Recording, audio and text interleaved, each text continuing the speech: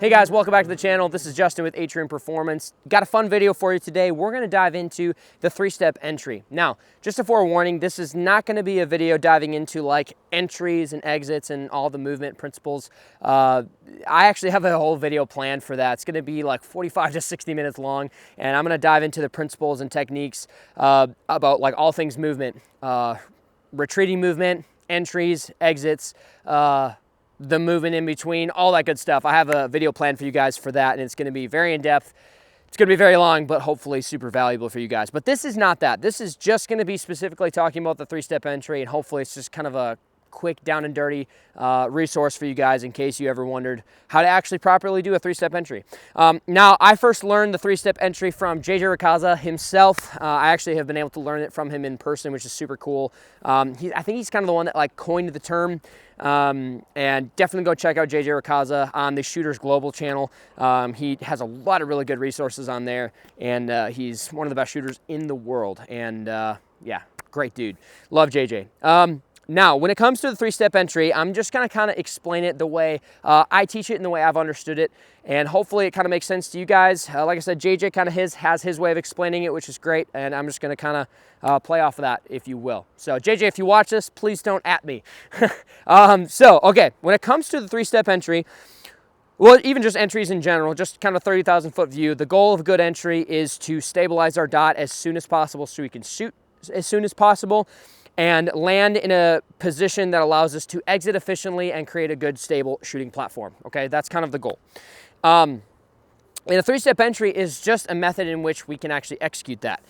Now, before we talk in depth about the three-step entry and how to actually do it and what the, how to do that, let's talk about the purpose of it. So there's two kinds of entries that you can do, right?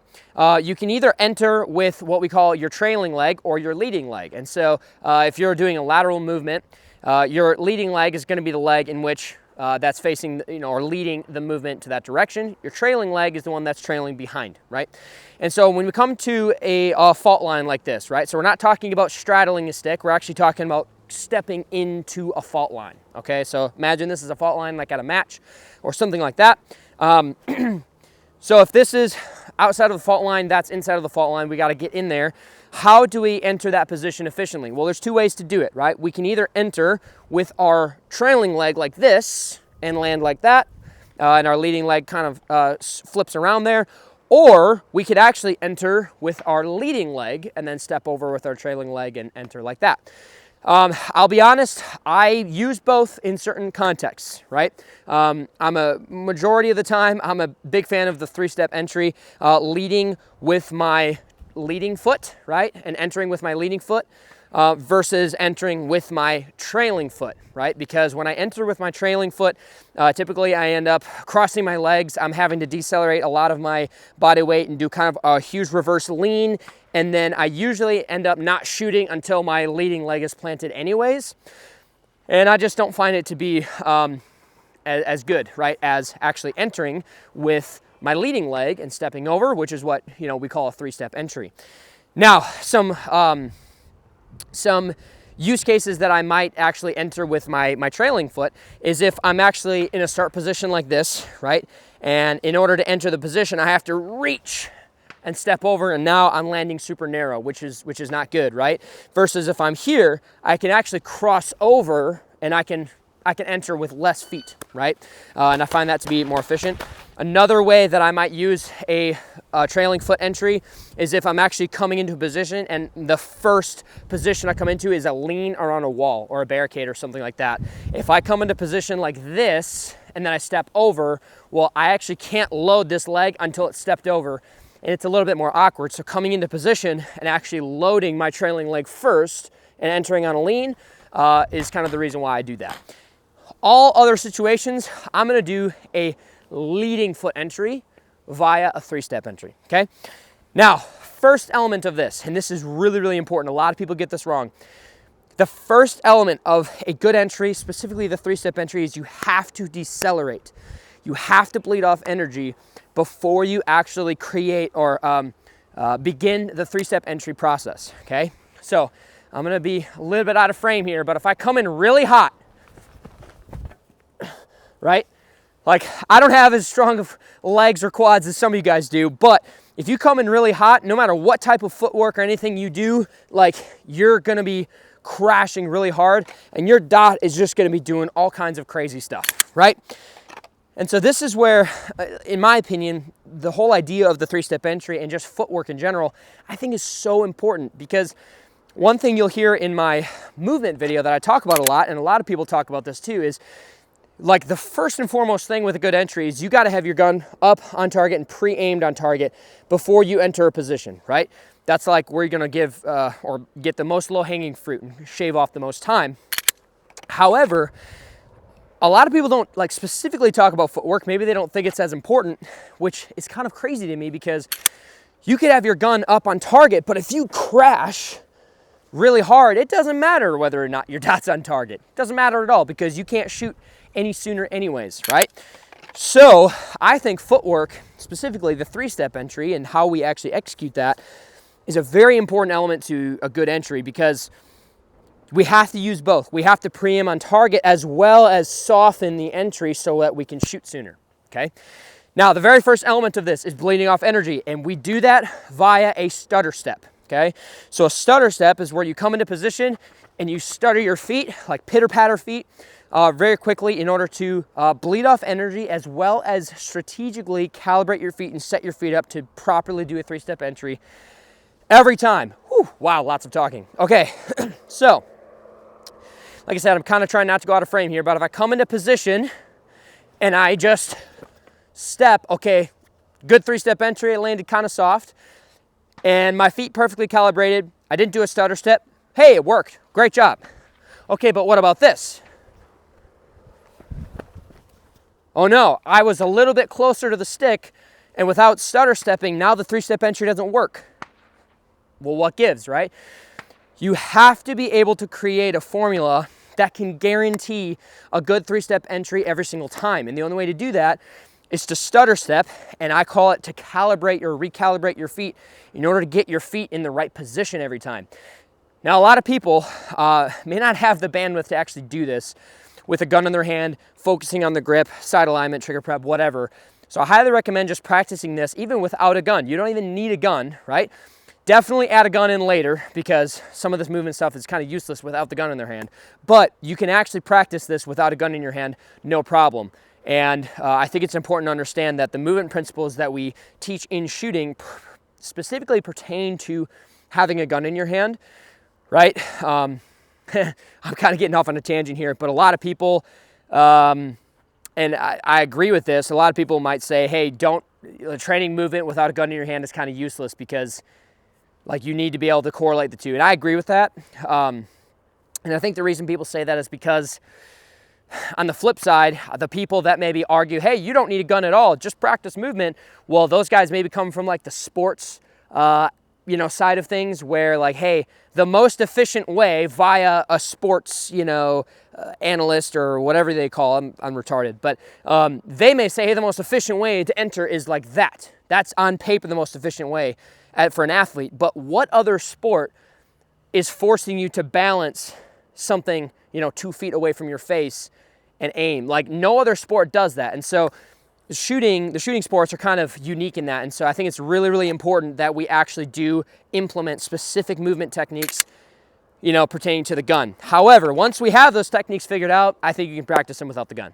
All right, wow, so much talking. All right, so as we come into position, if we stutter step, no matter where we're at, I can always set my feet up to do the three-step entry. Now, so after we do the stutter step, okay, the very first element of this is the stomp, right? And this is gonna happen with our trailing leg, our trailing foot, our trailing leg, and we want to stomp as well as start orienting our toes towards the target, which is then going to open up our hips and start shifting our hips towards the target.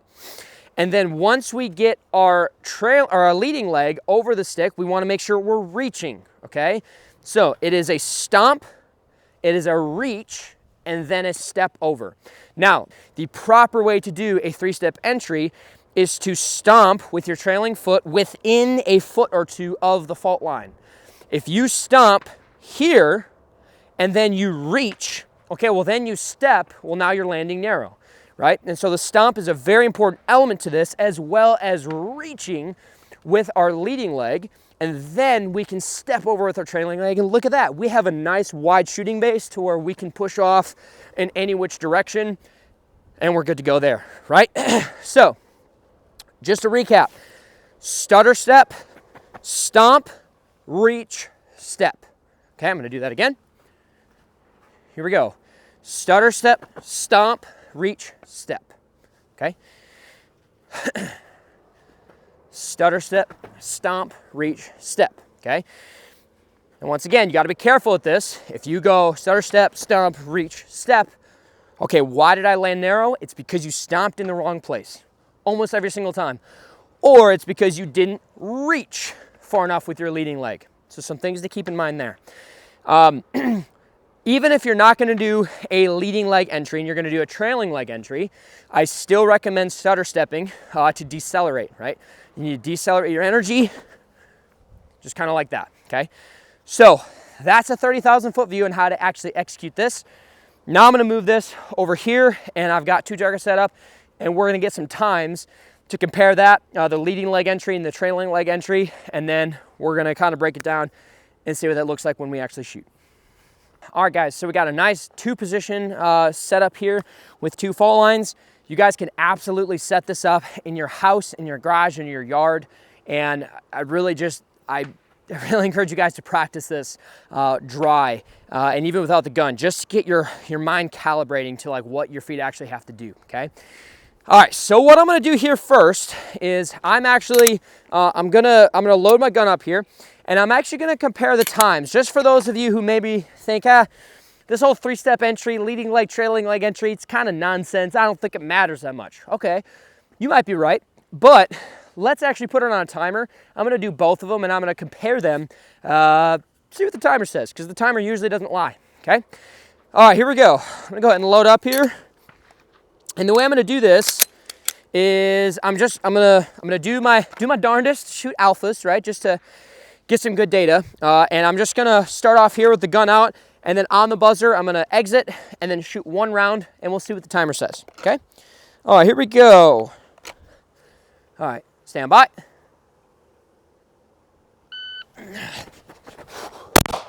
All right. Okay, I had my gun up a little late, I admit. That was a 204. Okay, that was doing a trailing leg entry. Okay, 204. Not too shabby. And it was an alpha, which is good. All right, now we're gonna do a three-step entry. All right, here we go. Stand by. All right, easy. That was a 211. Now I did feel like I landed a little narrow, so let me do that one more time. That was a 211. See if I can fix myself here. Here we go. Stand by. Oof. All right. That was a 219. So that felt a lot better. Same thing, all alpha, easy day, right? 219. So what was it? 204, 211, 219. So took a little extra time on that than I probably needed to, but my point is they're about the same, okay? Maybe the leading leg or the trailing leg entry a little bit faster, but the thing is, here's the key, and here's why three-step entry is so good in my opinion, is because it allows me to shoot sooner and stabilize my dot sooner. So we have a nice open target here, right? But what happens if that was now a partial, okay? The partial might actually change things. So here's what we're gonna do. I've got 2 rounds left, and now we're gonna go for the head box. And the head box, I'm gonna really force myself to shoot alphas in the head box to see if I can actually shoot a little sooner with the three-step entry because I'm landing so much softer rather than the trailing leg entry, okay? Let's see what we do here. Actually, you know what? I'm gonna go the other way now. I'm gonna go to my weak side, see if that changes anything. All right, here we go. Head box only. Stand by. All right, kicked the stick a little bit, but that felt pretty good. That was a 243, with the trailing foot entry. All right, now I should have 1 round left. Excellent. And now I'm going to do a 3-step entry via the leading leg entry. Okay, here we go. Stand by.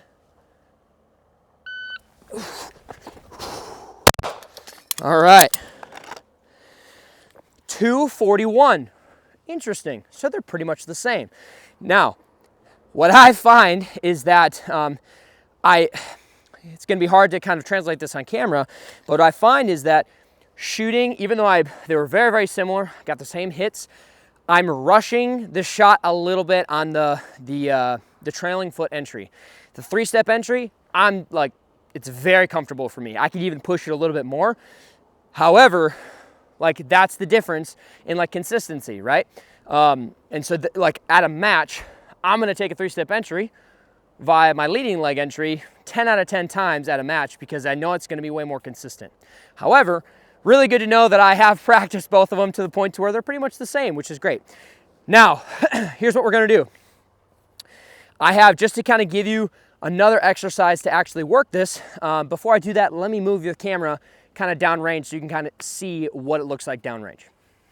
All right, guys, so I've got you downrange. Now we're gonna run this back to back to back, right? And we're gonna actually compound this, and then we're gonna actually we're gonna test the data here because this is kind of interesting, right? So what I'm gonna do is I'm gonna start on this stick. I'm gonna go 1 shot, 1 shot, 1 shot, 1 shot. So I'm gonna give myself 3 opportunities for a good entry, right?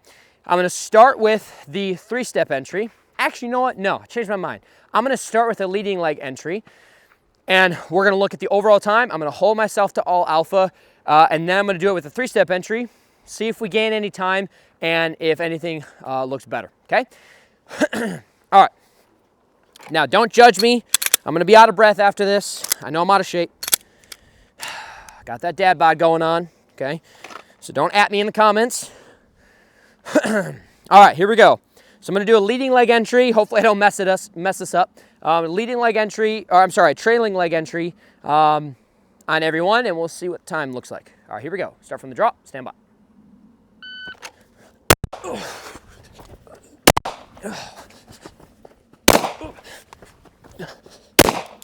All right, got all alpha on that guy.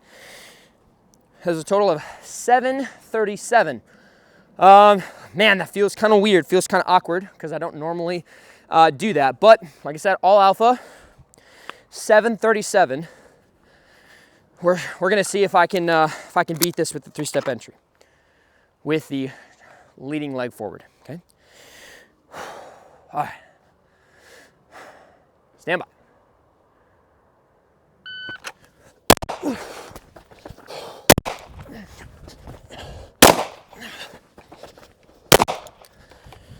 All right, 726, and I had a little bit of a hiccup coming to this side again. You guys probably saw that. Not super great, but all alpha. What's funny, you guys can't see, I could take the camera off and show you guys, but I have, those hits were smack dead center in the alpha, which is good. So that, let me get my breath. All right, we're back.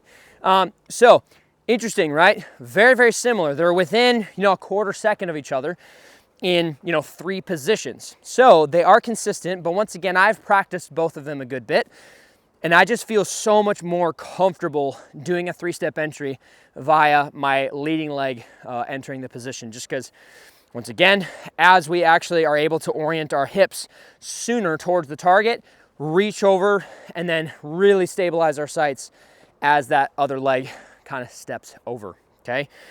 So guys, I want you guys to run this, once again, in your yard or your garage.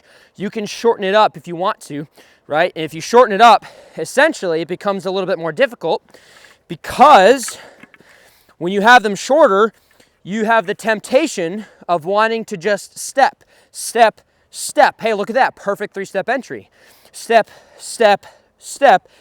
Not so perfect 3-step entry, right? But if we move this 1 foot away, okay, well now we have step, step, step problem, right? So this is where find that intermediate distance that makes it very awkward to where, yes, I could maybe step, step, and just deal with it, you know, or step, step, step, and then do that or something like that. This is where the stutter step comes into play, where I can go, stutter step, boom, I can calibrate my feet each and every time, right?